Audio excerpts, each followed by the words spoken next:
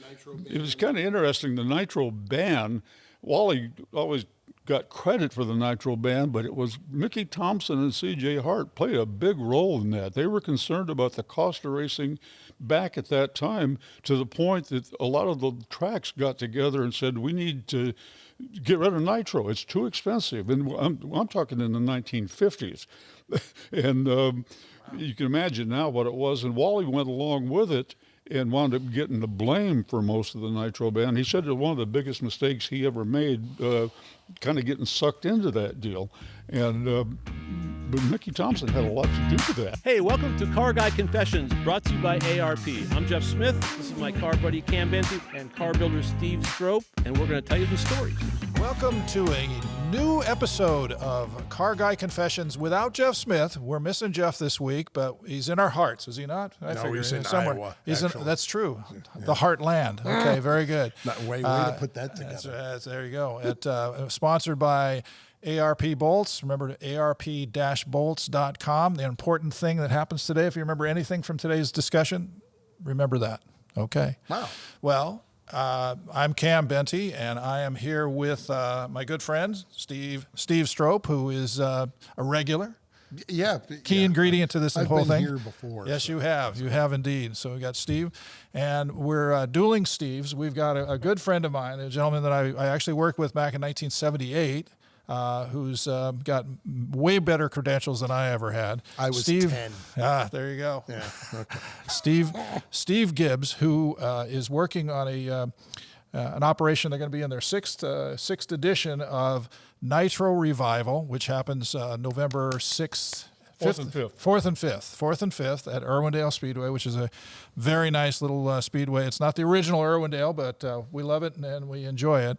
But Steve is with us. Steve was, his credentials are amazing. Steve was the competition director. I'll just hit the highlight. The competition director for NHRA for 48 years? Well, I worked for NHRA for 48 years. 48 years. About 30 of those years was as the competition director. There you go. Yeah.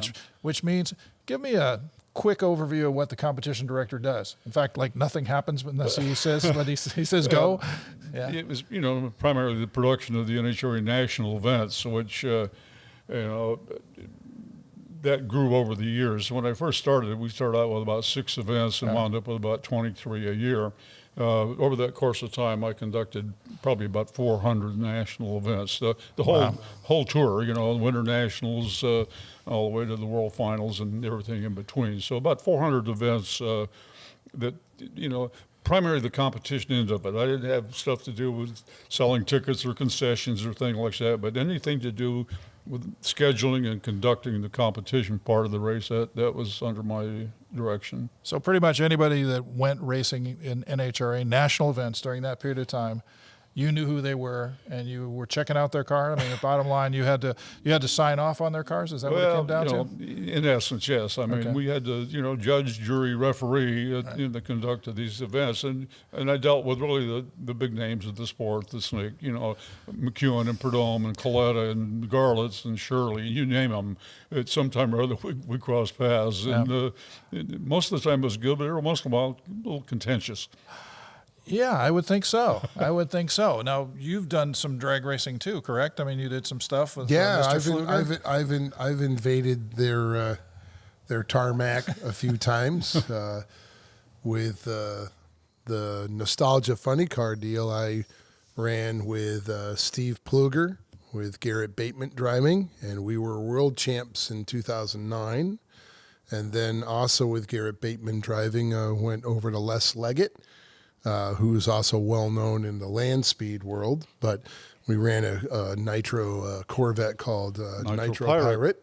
Mm-hmm. Yeah, and then I stayed involved with Garrett driving for Hiplink with Hinkleman, and he's currently still driving with them. I'm not sponsoring right now. That's why I have enough money for this bracelet I had to make myself, but... What's that made out of? What exotic actually, material are we going to waste airtime on this? Sure, why not? Go ahead. Okay, this started as a straight piece, and this is the piece of surgical titanium they put inside you to put bones and things together. And then I curved it, which is a pain with titanium. It doesn't want to bend very easily, and then foodled with it. So there's you a whole remove it there's from- like 30 seconds of your life you're not getting back. Did you remove that from the body, actually? I'm not here to deny Okay, there you go. or to admit to anything. Why not? But Why not? so I've always enjoyed drag racing, though I grew up in a small little farm town in upstate New York. And so we would have to boogie on down to either Englishtown or Maple Grove to check out the scene. But I was fortunate enough to be not too far, about 3 hours away from that. So we'd be down at that racing. And then, as you know, I grew up around also a bunch of NASCAR tracks and dirt tracks, asphalt, and of course about 45 minutes from me was Watkins Glen International Raceway. So I got a whole bunch of good racing around. You were surrounded, yeah. I have a very soft spot for drag racing, and love being involved with it, and we'll probably be involved with another car again. So I can say from my end of things, thank you for providing all the wonderful tracks that I've gone to, because I know under your job, you're probably making sure things are safe and that things are fun and that things are fair. So as somebody who's been a bystander and a competitor, I appreciate how the NHRA has had stuff that makes it enjoyable for everybody on both sides of the track and the stands. So from all those cats, I say thank you. Appreciate that. Thank you. Yeah, no sweat. Let's talk about Nitro Revival. Where did that come from, and what is it? Let's go down to the essence of it. I mean, there are people love nostalgia drag racing and cacklefest and all that, and Well, that's the sport's aged. I mean, we're really Yes. into probably 70 years since the real organized drag racing started, and over that time, you develop a longing to kind of go back. And so it's a social event to get the people together that were a part of this to show the subsequent generations what it was like. And so it's a matter of people and restored cars. We don't race these cars. They're restored famous top fuel cars primarily, but some funny cars and fuel altereds that raced in the day. And we came up with this idea for the California Hot Rod Reunion. Was an NHRA event at Bakersfield, still is. Yep. But in the year 2000, the curator of the NHRA Museum, a guy named Greg Sharp, I know Greg, sure. well-informed guy, we said, people have forgot we used to push start these cars. And so we gathered up 8 cars and push started them at that event. And it lit a fuse under these guys to find their old cars that they once campaigned. And over the course of time, upward of 300 of these cars have been saved by people around the country. And they love to show them off. And we did that at the Hot Rod Reunion for quite a while. We kind of came to an impasse at the 25th annual Hot Rod Reunion in 2016, to the point that I took a hike. I had to leave and went off on my own, and with the help of a fellow named Ron Johnson, who had 3 of these restored cars. He had a Chris Karamazini's car, a Tommy Ivo car. We put together another event. We called it Nitro Revival. The first one was at the little track at Verona. That went well. The second one was at Laguna Seca.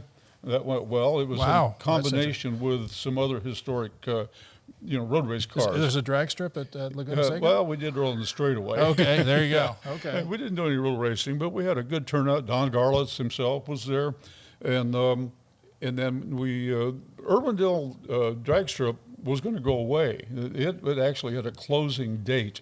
I remember that. But they resurrected it, and a fellow named Tim Huddleston, who now runs the track now, we made an agreement with Tim, and we went to Irwindale. The pandemic kind of screwed us up, but this will be our 4th edition at Irwindale, and Nice. It's a social event. It's a get together of cars and people. Right. So explain also Cacklefest. That to me is one of the best things. I mean, we talk about watching sports and auto sports on TV, but drag racing in particular, I think, is one that really loses it when you're watching something on television because it's so immersive, it's so violent. It's visceral. It is so visceral. It's the smells, it's the sounds, it's everything that all kind of come together. And to me, that's really what drag racing is all about. And the Cacklefest is really designed to draw that out. That's the Nitro and Nitro Revival. It is. I mean, you have to feel that power. You have to smell the nitro. You have to hear, the thunder. And it doesn't come across on TV very well. Or in the print media. His So description of the word violent is really good. And when you have sometimes as many as 10 of these things running at the same time, the last couple of years, we've lined all the cars we can up on the racetrack, and I think we had almost 50 of them. Real close side by side, gone down and fired them up in sequence where at any one time, maybe 10 of these things are running, and at the end, a big fireworks show. And it's just a nice celebration of that era. And plus the push starts, to go out there with the authentic push vehicles and try to capture it. That's awesome. That's awesome. I've got a story that I won't burden it too heavy, but the bottom line was that my father knew the people. This is going back in 60. You'll probably be able to put the date on it when I describe it. But my father worked with some folks at Revell, and he somehow knew Mickey Thompson, and he had seen the four Pontiac engine. What was the name of that called? Challenger. Mm-hmm. Okay, and they got land speed land speed car, and he got them together, and they made a model of that car, and that was my father's doing. My father's long gone. My father's doing, and Mickey gave him 2 tickets to Lions, which was my first drag race, and I want to say I remember. I couldn't have been more than 6 or 7, somewhere in that range. But I did get to talk to Mickey about it before he passed years later up at his place out there. Was it Bradbury? Bradbury, yeah. That was a sad situation where he and his wife were killed. Just the worst. Just the worst. But I remember that, and I remember Lions. You were talking also about that there's a Lions museum that is pretty fabulous, you say? Oh, yeah, it's wonderful. A fellow named Rick Lorenzen, who is very well-to-do man, he owns a company called Price Transfer, and he started a private collection of cars some years ago. But he was a young man at Lions. He hung out at Lions, and he loved Willys, and he started putting together a collection of his own cars, and he has probably 150 cars in this private collection. Virtually every Willys that was ever built, including the original Stonewoods and Cook Willys, which is an extremely famous car. Yeah. And he did another 10,000 square feet of the facilities called Lions Automobilia. It's in Rancho Dominguez, which is in really Long Beach. It's and you can find it online. Lions Memorabilia, and the 10,000 square feet of it is dedicated to Lions Drag Strip. They've recreated the Lions Tower. Kenny Youngblood has done a lot of the graphics, and many of the cars that actually raced at Lions are on display. The Pure Hell Roadster was just added to it. The Cool and Olson Dragster was just added to it. So it's a wonderful facility. And continues to grow. They're expanding all the time, but we've got a very nice relationship. They'll have a few of their cars on display at Nitro Revival. Right. I remember talking to Carl. We worked with Carl Olson and he worked there many years after I left the NHRA. But he always used to say that he was the second to last guy down the track at Lions because he won. So the loser went down last. But Carl, what a great guy. What's Carl? He worked with FIA for a while, and he worked with a bunch of other stuff. These are all people. We're going to reminisce here a little bit. Yeah, he worked with actually SFI SEMA. There's the safety end of the SEMA operation. He worked for them. He's retired now, but he's on the board of directors of the Lions Museum. So very active, very articulate guy, and he loves to drag the old Cool and Olson car out, and he'll be one of the ones that's push-started. And it was one of the original 8 cars we had at Bakersfield, the first Cacklefest that we did. We don't use the term cacklefest. NHRA registered that, so we promise not to use it. But we used it. We'll call We it used cackle cars or Okay, cackle mania. Or Noisy cars, noisy cars. Yeah, awesome. Anyway. But it is awesome. Yeah, it is. Greg Sharp came up with the term. Yeah. So what else would, if somebody goes to your event in November, what else are they going to see? The Cackle Fest. What's the laundry list of things? We got a huge gathering of vintage gassers. A guy named Bruce Boardman. They call us Outlaw SoCal Gassers, SoCal Outlaw. And there's a big group, about 50 of them, and they actually race down the track, and they're all vintage gas cars. And some of the more notable ones, like Big John Masmanian and Stonewoods and Cook, those cars or tribute cars will be on display. Pinella, big names. Yeah. So they're a big part of it. And another big part is just the gathering of celebrities. We'll have an autograph session Saturday. Last year we had over 40 Hall of Fame members, Don Perdome, Tommy Ivo, Ed Iskenderian, Linda Vaughn, Ed Pink. I mean, you just go down the list of the guys that are still up and around that were in that autograph session. Bob Moravas, Floyd Lippincott, all those names. Yeah. So it's a three-ring circus. Right? That's true. Yeah, the plumage, That's the it. helmet. Floyd. Oh yeah. Lippincott. Oh yeah. What was the story with his deal? Floyd Lippincott, his family wouldn't let him race. Wasn't that the story? That was the story. Actually, that's the case. But Bob Moravas is his name. John Peters owns a car called the Freight Train. Very famous car. Twin engine. Twin small block Chevys. Chevys. It had Chryslers in it over the years. But anyway, the Freight Train, a very famous car. Bob Moravas drove it. His father did not want him to drive. I mean, absolutely, you're not going to drive. Bob drove. And so they were at Urbandale, San Gabriel, which is one of the old Southern California tracks where I first started working. And they'd won the race, and he came up to me, and I wrote the articles for Drag News. This is probably 1962. Okay. And he says, "You can't use my name."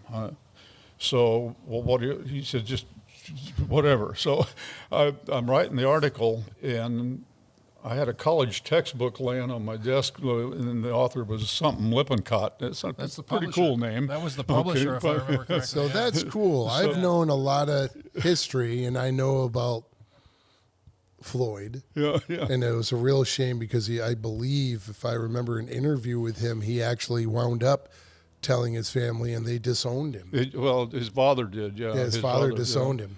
Anyway, so we just made up the name, hung Junior on it. But and I it never finally knew came out. who coined. I thought he coined Floyd Lippincott and gave it to you guys. You're guilty I'm as the charged. guy. I mean, it's endangering a minor. It's a little tiny piece of trivia, but That's actually a really that's how cool it piece came of trivia. about, yeah. And I told the track announcer, a fellow named Mel Rick, I said, when next time out there, you got to call him Floyd. And but no, his dad, they didn't speak after that. I mean, it was a sad story. You would think that really shouldn't be breaking up a father's son. No, Especially now that he's okay. He's not only good that, now. but he did really well at it. Yes, he was he did. winning. No, he did well. Good His grief. dad was grooming him to take over the family business, and he didn't want the risk of him getting hurt or killed to be a factor, and that was it. What was the family business? Do you remember? They had a Maytag business. And he still, to this day, they still run, he still services some of his old customers with Maytag. How appropriate is that? Remember the Maytag slogan? It was this. It's boring. They never break. Everything's good. Oh yeah, the salesman never had anything to do. Yes, he'd sit there all bummed because he never had a service exactly. call. And then Floyd's over here, risking his life. Ripping it up. Absolutely. One of his customers was Betty Grable, a famous, World War II pinup. And he wound up buying her Corvette. That was one of his first cars he had. He bought from Betty Grable. Wow. And they all came through the Maytag. Okay, kids at home, get out your Google and type in Betty Gable. Betty Grable, yes. She was always like the nose art on a B-17. Oh, yeah. She was the pinup girl from World War II. Pretty tame stuff compared to... Hey, we'd like to thank our sponsor, ARP-bolts.com. We got a fantastic little backdrop here. They make an outstanding series of bolts, almost anything you would need for engines, chassis, things like that. In fact, we were at lunch today, and a guy asked you about the bolt on the back of your shirt, and I said, well, it's really about a head bolt. They neck the the stem down of the bolt on a short small block Chevy head bolt, so that the clamp load is even across 3 different head bolt lengths on a small block Chevy. And, so that's the kind of technology that you get out of ARP. And we've all got stories on all that stuff. For a translation of what he said, call arpbolts.com. but the message is that you can't get any better than that. No, you cannot. There you go. Nope. Excellent. And then just check them out at arp-bolts.com. We'd like to thank our friends at InTheGarageMedia.com. They have 3 fantastic magazines. They've got Classic Truck Performance, they have Modern Rotting, and my favorite, All Chevy Performance with Nick, my buddy Nick, Oh, is you're the so editor. biased. So yes, of course. Yes. But they're doing print media, which Yes. is of course our favorite. So In Tangible color and magazine. everything. in color and everything, and you can get your car on the cover of one of those books, which is Right. a fun that's a deal. lot. Great yeah. tech. Great Written tech. by you know, and others not always that are written by me, but yeah. people. Yeah. Not yeah. always written by me. That's right. Just So pick it check up and them out read it. at InTheGarageMedia.com, and they're our friends, and they will thank you. Well, this photo here, this is probably 1971 at Indianapolis at the U.S. Nationals. And at the time, Shirley and Connie Coletta were a couple. Yeah. And Connie Coletta was driving a car owned by a fellow named Pancho Rendon, which is one of the early rear-engine dragsters. It's kind of a wedge design that a few of those showed up. Anyway, he had lost control of the car and hit the scoreboard on the left-hand lane at the finish line. I mean, horrible-looking crash. I mean, it looked like whoever was driving the car wasn't going to make it. Turns out Coletta was okay. I mean, he got banged up a little bit. But Shirley, I mean, she got down to the accident site, and she was kind of out of control at that time. Yeah. And we had to get her out of there. And I literally, you can see in this picture, I got her under one arm. She probably weighed about 98 pounds at the time. And I had to literally carry her away to from get the her scene? her calmed down. And Wow. it turns out everybody was okay. And Well, that's good. But it was a spectacular crash. And anyway, Shirley was. That was an interesting time when those two were Yes. together. You talk to some Absolutely, interesting absolutely. personalities.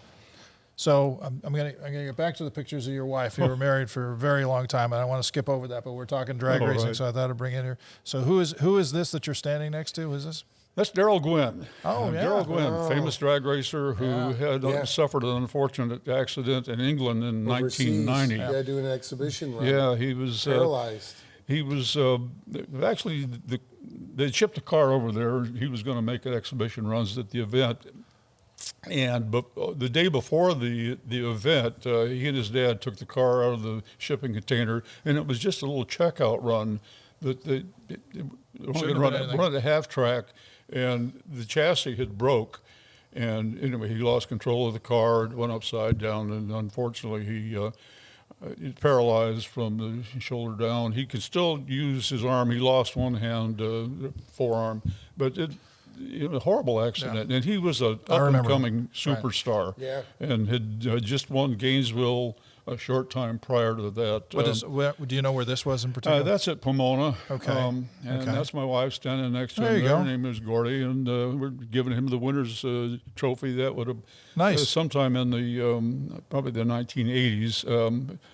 But it's Yeah. just a real tragedy. For, Darrell's still doing fine. He's received good Just- care, and we see him. There's a lot of charity work, He does a lot of charity tremendous work amount of with them. charity work, which is amazing. You know, It's really ironic because he had been doing charity work for this Miami project to cure paralysis, and it turned out that he wound up being a recipient of a lot of their good work. Wow. So, That's right. and but he's doing well. He's from Florida, and we see him every year when we go to Gainesville. Nice.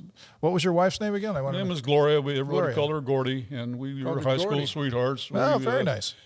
Married 1960, and she passed in 2019. So Oh, we I'm all sorry. we- I'm 59 sorry. years. But That's an amazing track record there to throw the competition director thing in there. That's pretty. yeah, pretty cool, man. It's a challenge to a That's family, but we had a good run together.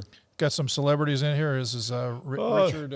Richard Keel is the name. If you've seen the James Bond movies with the guy with the steel teeth, Jaws, they called him. Yeah. We went to high school together, and we paddled around, and it was kind of interesting. I'm not real tall, but I'm about 6'2", and you hang around with a guy that's a foot taller than you are. It's a little big different. big guy. Yeah, We've got all there's- kinds of nice photos here. Yeah, that's our 50th anniversary. That picture there. Wow, So, like I yeah, say, it's, an amazing track record here. no, Let's see what we got here. It was a good run.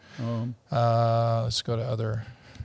Let's find some other cool drag racing. I love some of the promo stuff that you guys do. Is That's amazing. fun. Isn't that great? Yeah, Nitro Revival, the we've cackle. got some good friends that are pretty handy with the different graphic programs, and so there's probably been 100 of those done, just different themes.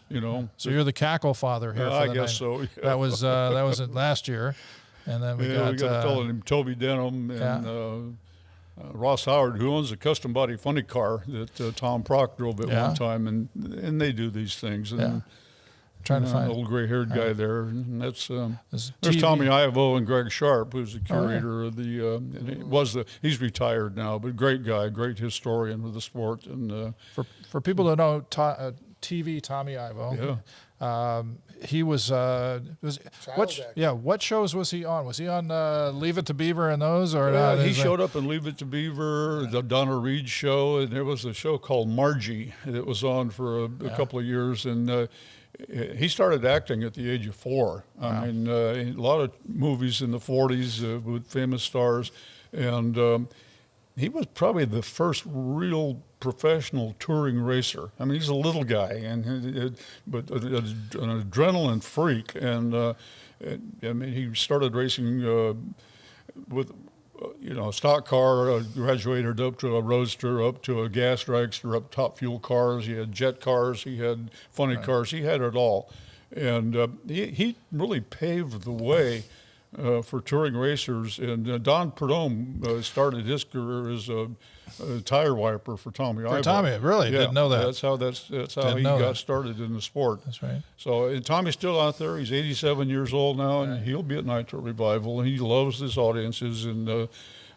but Well, he used to have a trailer also that had glass on the Oh, side, yeah, so you he can was see a the drag, showman. which Oh, was so you could see the cars inside, and he had the Corvette on top and the race car inside it. And I had the pleasure of meeting him a couple of years ago at Auto Books in Burbank. Yeah. And we're both Buick people. I have a 67 Skylark that I'm the second owner of, and this year I breached owning the car as long as the original owner did. But anyway, I ran into him and we got talking, and I happened to be picking up. I have a large reference library at home of books and magazines.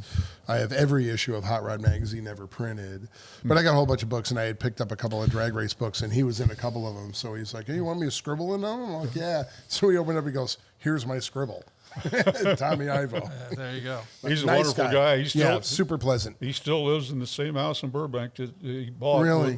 Bought with the why not? money he made from one of his first movies when he was like 7 years old. He still lives in the same house in Burbank. I'm assuming that's paid off. Yeah, I would think at this point. It's a pretty nice place. He's got a lot of memorabilia there. Oh, I'm sure. Yeah. Who are we looking at here? This is That's me in the flowered shirt there, shaking hands with Wally Parks, who's the founder of the National Hot Rod Association and a giant in motorsports. He was the original editor of Hot Rod Magazine for Bob Peterson, started in 1948, and while in that role, he started the National Hot Rod Association. Safety Safari, right? The Safety Safari Traveled was one the country of the and They preached that we're not a bunch of lunatics. Well, the sport was real young, needed organization.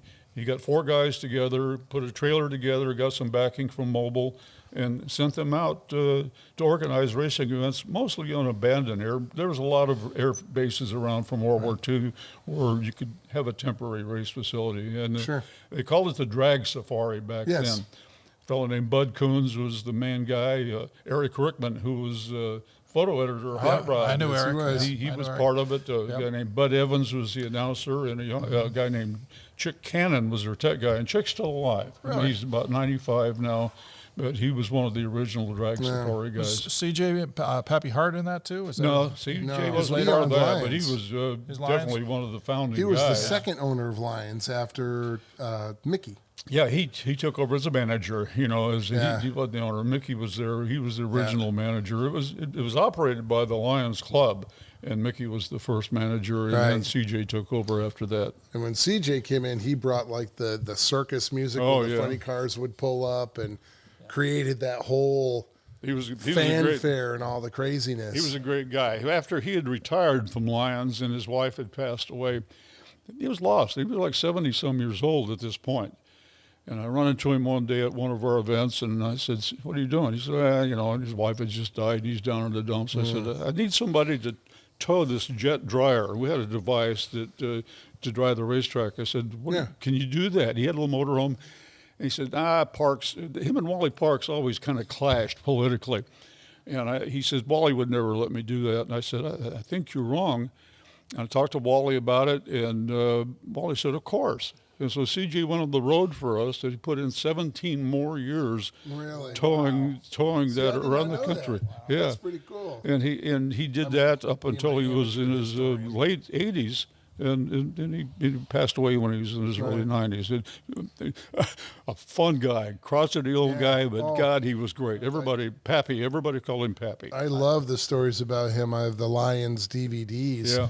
And they're interviewing different guys different racers or people who were at Lions all the time. And they're talking about, they were playing the national anthem.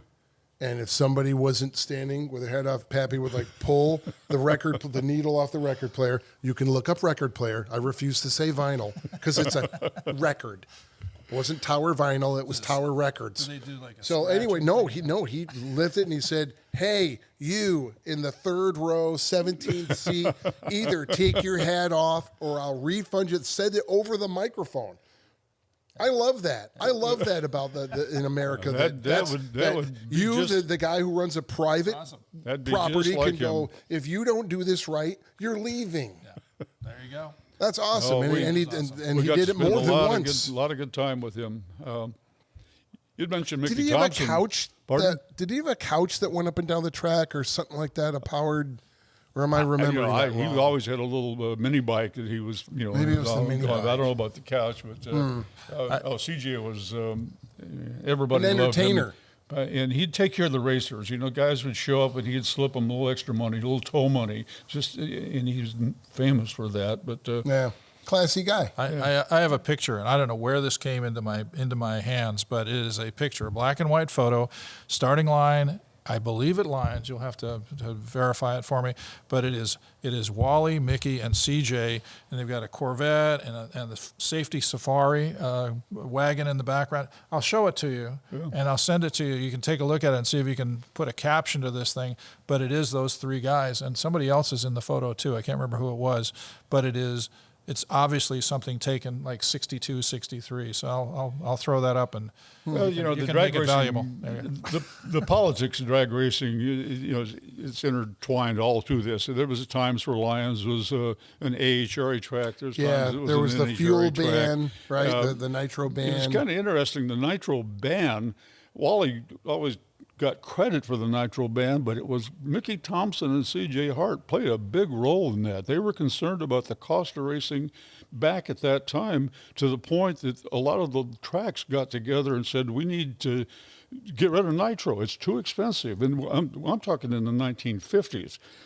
And you can imagine now what it was. And Wally went along with it and wound up getting the blame for most of the Nitro ban. He said that one of the biggest mistakes he ever made, kind of getting sucked into that deal. And but Mickey Thompson had a lot to do with that. Really? Yeah. See, that's very curious. But Mickey was a dynamic guy. Somewhere in the pictures, there's a picture of that 4-engine car in there from, I think it. The Challenger one? Yeah, that was my first trip to Bonneville in 1959. Me and two of Mr. my Iskenderian. high school buddies. We went to Bonneville in '59 to see Mickey run that car for the first time. Really? And Okay. it was prior. It didn't have superchargers on it that first year. Kind of a powder blue color. I think I sent you a picture of it. I'll in have there to look. somewhere. I'll take a look in here. But that was our first trip to Bonneville in '59, and continued to go almost every year. It was interesting. I didn't finish that thought because I didn't remember at the time. The picture, when I told you that I saw Mickey later and thanked him for those tickets to go to Lions, he took me out back and showed me the trailer that it was in, and it was still in it, and it was horrible condition. I mean, it had been left there for Yeah, sure. decades, And not much longer, then it all of a sudden was revitalized and went back on the road. So it A fellow was, named Jim Travis restored it for the family. Mickey's sister, Colleen Campbell, her name, and Danny and the family. And it sat in the NHRA museum for a long time. It's not there anymore. I think it's in the in Florida now on display. But a fellow named Jim Travis restored it. At Don's place? It's not at Garla's place. I think it's at the NASCAR museum down there. The Museum of Speed? Or I think so. whatever that's I'm called. pretty sure American Speed? it sat in the NHRA museum for a lot of years. Yeah, so. I remember it there. Yeah. who are we looking at here?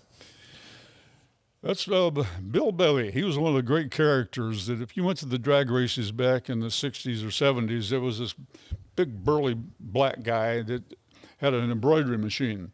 And he embroidered jackets for everybody. And it was almost something you had to do. If you went to the drag races, you had to have your jacket embroidered, all hand embroidered by... Did he have like a school bus? He had an old school bus. Yep. And he was remember. a celebrity. And he had his 5B club, and he had little pins, and it was Big Black Broke Bill Bailey. and he just... The last name is Bailey, though, right? Bailey. Yeah, Bill, that's right, okay. truly, he's passed away now, and poor old Bill, but he had these big hands, and he learned to do it in the Army. He learned how to embroider things. And if you get around old drag racers and people that went to the races in that era, especially in the 60s and 70s, anytime Bill Bailey's name comes up, everybody, a big smile, I remember him. Yeah. And they have Bill's... sewing machine at the NHRA Museum at Pomona. Yeah, so. super nice guy, and he always had a line outside at an event. He always had a lineup of folks. That were, everybody. So we'd like to thank our sponsor, ARP and ARP-bolts.com. And I mean, we all three build cars. We all work on this stuff. And I tinker. You tinker. I tinker. Yes, we all build. Yeah, and you know what? It's kind of a really cool multiple purpose fastener for me because there's all the science and all the technology, which is bottomless. Trust me. Unbelievable amount of research that they put into these things. Absolutely. And on top of it, you get them out of the package, and they're absolutely beautiful. Which I've joked before, it's like jewelry for your car. And when pre-oiled. we're building when we're building a high-end car, there isn't anything else going on it. It's part of the criteria for me to have them lining the engine bay, not just on the engine, everywhere. Yeah. Right. So you get all the strength, the durability, the reliability, and fantastic good looks. Sure. Kind of like Jeff here. And without peer. Without peer. And you know what? Or pair. Without peer, there's nobody else that does what they do. It is. So check them out at arp-bolts.com, and they can help you out. Have something. Yeah. Is that your shoebox? That's my shoebox. Does it got orange steelies on it? Yeah. Rims? Yeah. I know your car. Yeah. Yeah, I know. So now I know who owns that car because I would see it at the races a bunch of times. Yeah. Yeah. All right, so that's yours. That's mine. That's cool. I've got a nice push bar that goes on there, and we push start some of the cars for the cackle fest. I think I've seen it with the push on the front before too. Yeah. It's a nice car. Art Christmas did and you've a had lot it of up work on it. you've had it up at Bakersfield too. Oh yeah, haven't you? many times. All right, many times. I know your car. That's it. Nice. It's sitting in the driveway in Huntington Beach right now. Ed Iskenderian. Mr. 101 now? He'll be 102 in July. Wow. Good Lord. Still active.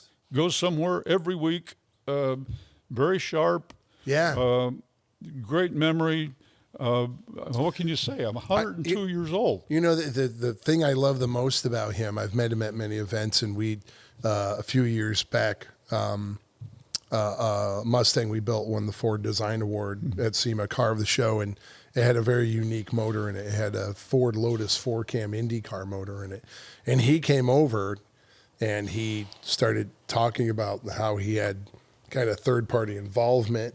And what has fascinated me about Mr. Iskenderian every time I've had the pleasure and the honor to talk to him is he's always seeking knowledge. He always asks questions. He always wants to know how this and that works.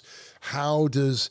or he'll gladly spend the time to share with you something he knows of how it works and how it runs. He's a very inquisitive mind. Extremely. I mean, yes. You'd think, he's a celebrity within the sport, and Oh, yeah, but there's no his question. conversations are just not chit chat. I mean, he is thoroughly interested in what you have to say. Yeah. And if he can acquire some knowledge, I mean, we get to see him quite a bit. There's a group of guys that Yeah. get together quite often, and when he's there holding court, it's magic. I mean, he pulls his stuff He's out. an extremely brilliant, smart guy, but I think that is because of his inquisitive personality. He absolutely. always wants to learn, always is asking questions. You nailed it with Yeah, him. and the greatest guy, just a sweetheart of a guy too. I love to get him talking about his experience in World War II.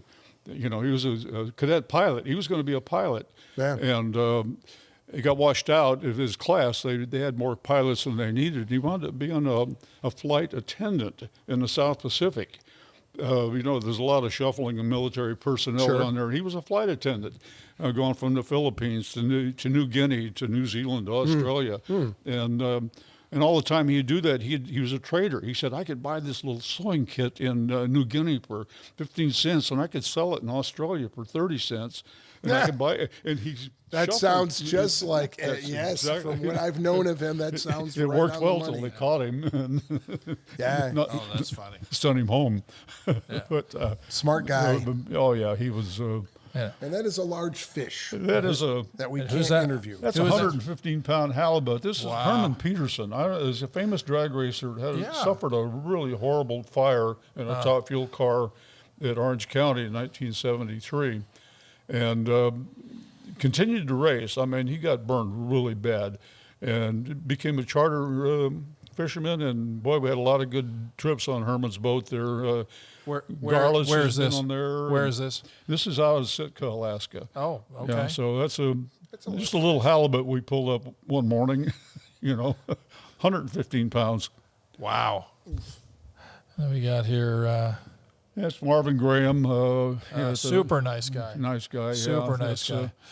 Hall of Fame ceremonies, and the Don Garlitz Hall of Fame, International Drag Racing Hall of Fame to be exact, and it's an annual event in conjunction with the Gator Nationals. Nice. So Yes, that's when I know of Marvin, it. Yeah, I know of it. That friend of mine, Bill Tower, is supposed to go in next year, Is that right? which nobody knows. Yeah. Oh. We'll have to figure out. We'll piece all that together. Well, that's good. So Marvin's super nice great guy. guy. I've been on the selection committee for that Hall of Fame Have for you? almost 30 years. So Oh, awesome. that's a good thing there. Awesome. This is quite the bunch. That's here. a historic picture. You have to really get into it. This was at the original San Gabriel drag strip. And afterwards, everybody would. Are we talking? This is probably 1962, probably. Okay. Could be 61. A beer joint. Everybody called it the Green Room. It was adjacent to the racetrack. And in that picture, I mean, Art Malone is in that picture, Mousy Marcellus, Lefty Muttersbach, Kent Fuller. You can go down and list the names of these people in there, and they're all in there flipping the bird to the cameraman if you get up real close. But just an amazing picture. K.S. Pittman is in there. Howard and Lizzie Johansson from Howard Cams are in the picture. It was just a gathering at one time, and I'm sitting at the end of the table down there. Yeah. A 21-year-old guy, just barely old enough to buy a beer in here, and completely in awe of these people. It's just when I was first getting involved in the sport, but it's a remarkable picture, and I've identified just about everybody in there. But That's impressive. yeah, it was a fun times. And we got there's a Chrisman vehicle there.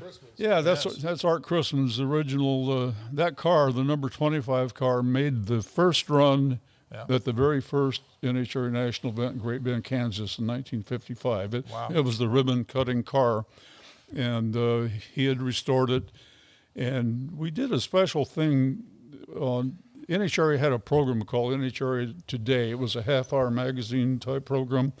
And I owned an airplane at the time. You see the yellow airplane in back? It's a Stearman. It's a military trainer.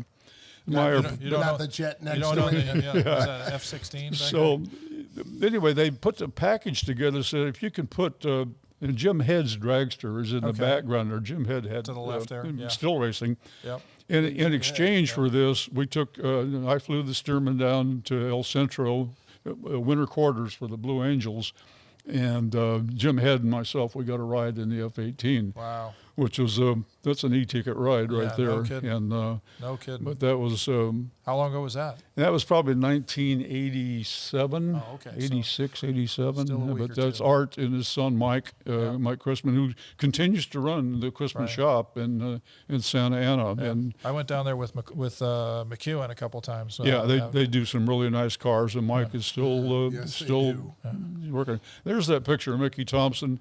I took that. It's a Ectochrome slide that I shot.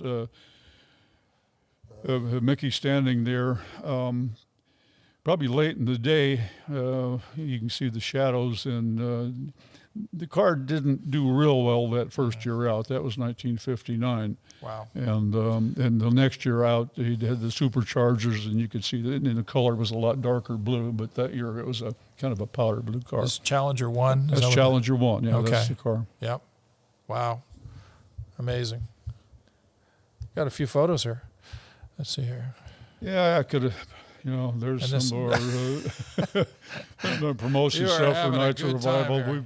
here. Those guys are pretty good with that. I would say that is what a crack up. They'll show these to some folks. And That was at the SEMA show. We had a booth up there, promoting one of the Nitro Revivals, and with Rich Guasco's Pure Hell Roadster. that's the Pure Hell. which, Okay. one of the nicest guys ever to hit the sport was Rich Guasco in Pure Hell, and he's still, having some health issues, but he can't wait to get out and go racing again. 86 years old, I think. Wow. Now. But Impressive. that goes, that one there goes back to my first job at Irwindale Raceway as a manager, and we had built a machine to grind the racetrack, and it's a pretty ingenious machine that a local guy had built. It scarified the rubber off the track and smoothed things down, and So actually cut the rubber off of the track so the build. just to barely scarify it, But those are some of the original NHRA division directors that visited Irwindale that day when that picture was taken. Some Dale Ham, Bernie Partridge, Oh, yeah, some of Dale those Ham. guys Sure. you remember from the old Oh, days. absolutely. Bernie, all those guys. Wow. Awesome photos. Awesome photos. I guess it goes with getting old, Yeah, Been that around seems a to be long part. time. It seems to be part of the deal. Let's see what I've got. If I got anything else in here. That's an interesting one there. There's a lot of history there, but it's not drag racing. The fella in the light blue shirt there with the hat, that's General Paul Tibbetts. He was the pilot of the Enola Gay, the Really? B-29 that dropped the the bomb, and it basically led to the end of World War II. He was in command of that entire operation as far as the delivery of the bomb. They were stationed out of Wendover, which is right adjacent to the salt flats there. But he was only 29 years old at the time, but he was in command of that group of B-29s. I think there were about 15 of them that special service, and he piloted the first mission in Hiroshima. We weren't friends, but we knew each other. This is at Columbus, Ohio.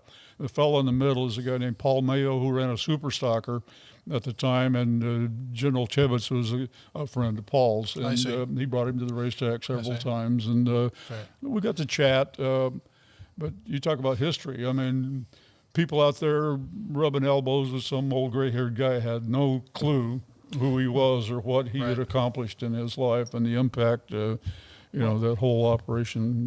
Well, that's the thing. The whole racing thing, for me, is the camaraderie and the unusual characters that we all met over time. All the different people that we only met them because they were at the drags. They were looking at our car, or they were talking to us, or we were at a racetrack, and the guy next door is, the guy in the next seat is, he's doing something, and we start talking and chatting, and that's the beauty of what drag racing or any racing or cars just in general was. There was a community. There was a feeling that we all were kind of in the same club. Sometimes attacked by others on the outside, but we really there was it's almost like a brotherhood. It really was. There was a special time. Us guys are getting a little long in the tooth. I just turned 83, and yet there was a couple of generations ahead of me, the guys that really got the thing started in the 50s and early 60s, the Art Chrismans and those guys. We've lost them, but it was a special time. Yeah. In Southern California, it was unbelievable. You could get up in the morning and, well, I might go to the Lions, or maybe I'll go to Irwindale, and maybe Orange County, maybe San Fernando. How about Carlsbad? Right. Ramona, Riverside. I mean, you had to make a decision what racetrack you were going to go to, and now there's nothing. Yes. I mean, basically, I applaud the guys at Irwindale with the 8th Mile track and at Verona. They're still active. They're doing well. And Bakersfield is a full-time, but it's the closest actual track you have access to. Pomona runs twice a year, so it's not really available to the public. Right. But it was easy to get involved in the sport. There was a place, if you had any interest in cars, you could get involved, and you didn't need a lot of money. Yeah. Nowadays, in many areas, you got to have the money, and you got to find a place to race. Right, and that's pretty harsh these days. You know, there are a lot of places around the country where it's easier. There are a lot of places that you can go. You know, absolutely 100 miles in any direction. Probably hit people hit in a those dragster. areas are fortunate, Yes. and I applaud the tracks that are still in business and the guys that are keeping the sport going. And there's a lot of things that have come out of the woodwork. This Funny Car Chaos. I don't know if you've heard about that or not. I don't know anything about that. It's a group of guys. They run 8th Mile, and it's any funny car. It doesn't matter whether it's nitro, late model, early model, nostalgia. I've heard of this. It's wonderful. They go out there, they qualify, they break them into 8 groups of 8, and they're racing and having fun, and it's doing very well. You know, the outlaw stuff you see on TV. There's some of that's very popular. So drag races no prep. Right. No prep racing, and but there's areas of concern too when you start losing racetracks. I mean, you lose Englishtown, you lose the Houston track, you lose the Phoenix track, Right. now the Denver track. I was going to say now Denver. That's a tough one. I hope they rebuild. They're talking about it, but And down in the southeast, there's a whole new racing association that's coming about that seems to be gaining a lot of traction. Literally. I think the basic urge to go drag race is still there. People want to go out there Right. and stand on the gas and have fun. Right. And, you know, the pro mods are real popular these days on the NHRA circuit. With good reason. There's a lot of popular, Absolutely. you know, the no prep. You know, we've gone to all this effort to prep these tracks, and now the big deal is no prep. It's so funny because look at how drag racing begat from a bunch of rebels to a point. So now there's just another set of rebels going against another set of rules and creating their own set of rules. But they've found out that a little bit of prep is actually a little bit of smart, and safety isn't a bad idea. Yeah, I mean, when you're skating out there on ice, you know, high-powered cars, so you need a little sooner prep. or later, it's not very fun when you're watching the guardrail go through your roof. No. Yeah, don't do that. Don't do that. Well, Steve, it's really been terrific to have you here, and I hope we touched on the points. Oh, we need to tell because here we are reminiscing, and here I am trying to keep up. Yes. But so how do people, learn more, right? We're going to give them a website. We're going to have somewhere to go. Yep. But after that, are there revivals around the country or just here in SoCal? Are you trying to take it out to other areas? Well, as far as personally concerned, we just do one. My daughter and I do it. It's a labor of love. It's at Irwindale, November 4th and 5th, and it's an annual event. Right. I've had people say, "Can you bring your show to wherever, Boise, Idaho, or Tulsa?" We don't really have a show to bring. We've got a location that's convenient for many of these people that have because these their cars. collections are out here, and we have the celebrities that live close, so it works there. But there's nostalgia events all around the country. True. And other groups, independent operations have nostalgia races. They're in essence doing the same thing we are, trying to capture that feel from the 50s, the 60s. And if you're interested in doing something like this, it'd probably be worth your plane ticket to come out and experience this, take a bunch of notes. Meet him in person and see if you can put on your own version. We've got people coming from Europe, Australia. We've got a nice clientele of supporters, and we'll continue to do this as long as we can. We've got a website. It's called nitrorevival.com, and it's got basically the history of our events and a lot of photographs. And There we'll it is. continue to beat the drum the best we can. But Well, we'll put it up on screen You too. bet. Everything will be right? up there. Yes. and there's Right. another element of Nitro Revival is the Road Kings is a famous car Yeah, club. but Don Prudhomme, Tommy Ivo, Don Ivo, Prudhomme, you yep. know, they're the host club. And so the members of the Road Kings are out there parking the guys and taking care of Right. that. So we got history coming from that Sure. end also. So Right. we're going to start selling tickets June 1st and nitrorevival.com. We'll be there. There's no limited, right? It's unlimited ticket sales. There's not like 50 seats. Here's Oh, your no, 50 no, no. tickets. It's, you know, we haven't got to the point of selling Not out. turning yet. anybody Okay. away yet. You know, Well, So good. It's good. Good. Yeah, Good, that's good. Well, You I'll know, be there. I'll Urbandale definitely has be there. they have a website and they'll be selling advance tickets and they'll be on sale at the gate. Great. So it's Excellent. we invite everybody to come and join and celebrate the history with Have a us. good time. Awesome. Excellent. Well, Steve, good to see you. Well, that Yeah, goes thanks fast. for coming taking down the here. time to come out and You talk bet. with Well, us. thank you. Appreciate it. Thank you. Take him all the Yeah. way from Huntington Beach. I love the history lesson. Any history lesson I can get. So I'm all for it. Very good. I guess it all goes with getting old, you know. I get it. Thank you again. Hey, thank you guys. I you bet. appreciate it. You bet. Thank you, Thanks, sir. thanks, Appreciate Steve. your time. Appreciate it. And Yeah. that's thank you for another episode of Car Guy Confessions without Jeff Smith. Without Sponsored by ARP. Remember, it's arp-bolts.com. And we'll catch you again next time.